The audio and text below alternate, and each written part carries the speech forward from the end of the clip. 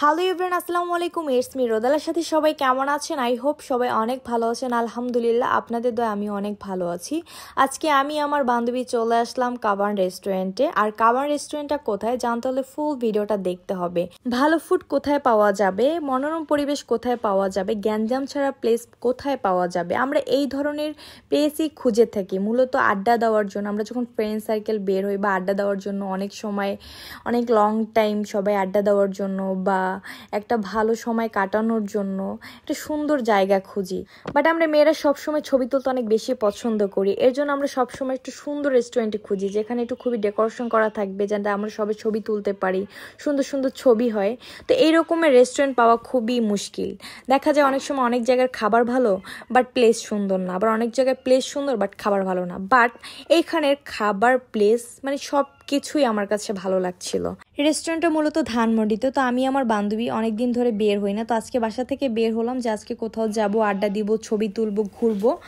তারপরে ধানমন্ডি আসার পরে দেখলাম যে অনেক রেস্টুরেন্ট, বাট কোন রেস্টুরেন্টে যাব, বাট এত এত রেস্টুরেন্ট যে প্রায় অনেক রেস্টুরেন্টে আমাদের ঘোরা শেষ। তো ভাবলাম যে চলো, যেখানে আমরা কখনো যাইনি এমন কোনো রেস্টুরেন্টে যাই। তারপরে আমি আমার বান্ধবী এই রেস্টুরেন্টে চলে আসলাম। এসে একটু হাঁটাহাঁটি করে ঘুরে দেখলাম যে আসলে রেস্টুরেন্টটা কেমন। তো দেখলাম মাশাআল্লাহ অনেক ভালোই, খুবই সুন্দর একটা প্লেস। তারপরে আমার বান্ধবীর প্রচণ্ড পরিমাণে ক্ষুধা লাগছে, তো আমরা বলতেছিল যে খাবার অর্ডার করো। তারপর আমি আমার বান্ধবী দুইজনে মিলে খাবার চুজ করলাম, তারপরে খাবার অর্ডার করলাম। ওদের মেনু লিস্টে অনেক কিছু ছিল, বাট আমার কাছে মোমোজ আর চিকেনটা বেস্ট মনে হলো, তাই মোমোজ আর চিকেনটা অর্ডার করলাম। বাট ওদের ফুডের প্রাইসটা একটু বেশি, বাট প্রাইস বেশি হওয়ার কারণ হচ্ছে ওরা খুবই সুন্দরভাবে সার্ভ করে, বাট ওদের সার্ভ করাটা আমার কাছে খুব ভালো লাগছিল। তো আমি আমার বান্ধবী যাই হোক, যেমনই হোক না কেন খেতে তো হবে, যেহেতু আমরা একটা রেস্টুরেন্টে আসছি।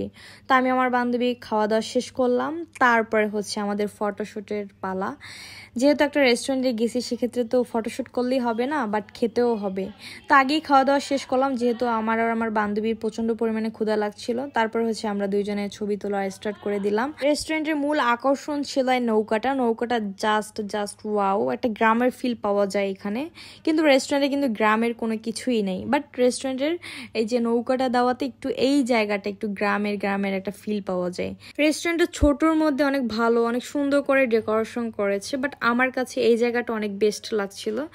পানির মধ্যে আমরা মনে হয় বসে আছি এমন কোনো কিছু। আর এই জায়গাটা তো জাস্ট ওয়াও। এইখানে আপনি দাঁড়িয়ে আপনি ঢাকা শহরের সব কিছু দেখতে পারবেন। তো এই জায়গাটাতে আপনি আপনার ফ্যামিলির সাথে খুব ভালো কোয়ালিটি টাইম স্পেন্ড করতে পারবেন। তাছাড়া ফ্রেন্ড সার্কেল বা ডেটের জন্য এই যে relative perfect place in Dhanmondi. Location Gausia twin fake 11 floor, house number 4243/A, 7 মসজিদ রোড, ধানমন্ডি, ঢাকা 1209। তো আজকে এই পর্যন্তই। সবাই ভালো থাকবেন, সুস্থ থাকবেন, আর আমার জন্য দোয়া করবেন। যাদের আমার ভিডিওটা দেখে ভালো লাগছে তারা একটা লাইক, কমেন্ট, শেয়ার দিয়ে পাশে থাকবেন। আল্লাহ হাফিজ, বাই বাই, টেক কেয়ার।